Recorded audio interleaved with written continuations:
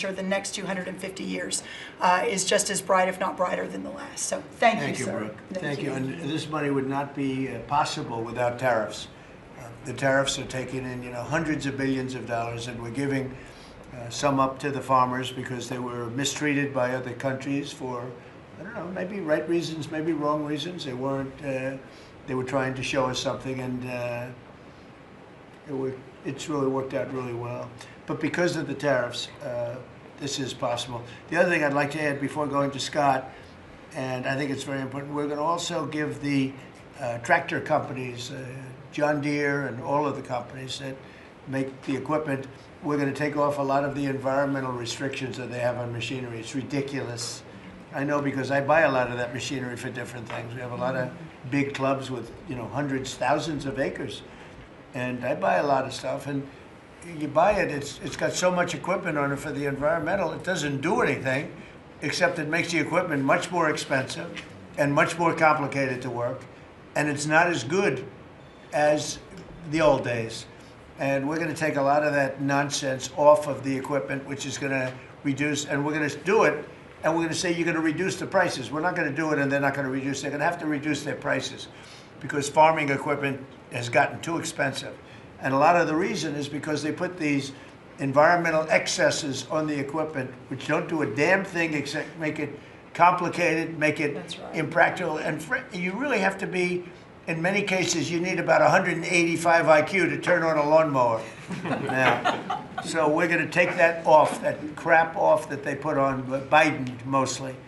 And we're going to take that off. So that's going to make that'll bring down the equipment prices a lot. That's right. And we're going to do that immediately. You're going to work with Lee Zeldin, who's not here, he's doing a fantastic job, and Lee is going to work that out.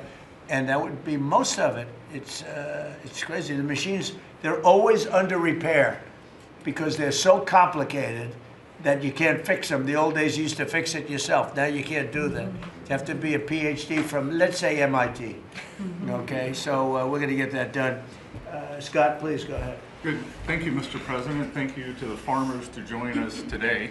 And I will tell all of you here that when either in person or when we are on a call with President Xi, the first thing the president asking for is more soybean purchases. That's right.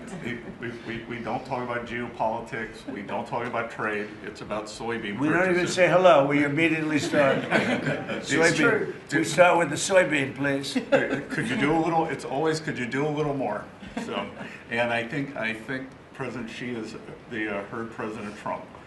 This group represents an American way of life that has fed our nation in its spirit for hundreds of years. You are the caretakers of the most productive agricultural country on earth. You drive hundreds of billions of dollars in exports, support millions of jobs, and keep America's economy running strong. And this administration is committed to keeping it that way. By putting farmers first, President Trump is ushering in a new golden age for agriculture. The President's $11 billion relief package for America's farmers comes at a critical time. These direct payments will give producers the breathing room they need to market this year's harvest and plan for next season. This serves as a liquidity bridge during a period of adjustment, supporting the strongest agricultural sector in the world. Add this to President's success in reining in Biden-era inflation, thanks to the administration's pro-growth policies, input costs like fuel and fertilizer are easing, and credit conditions are improving,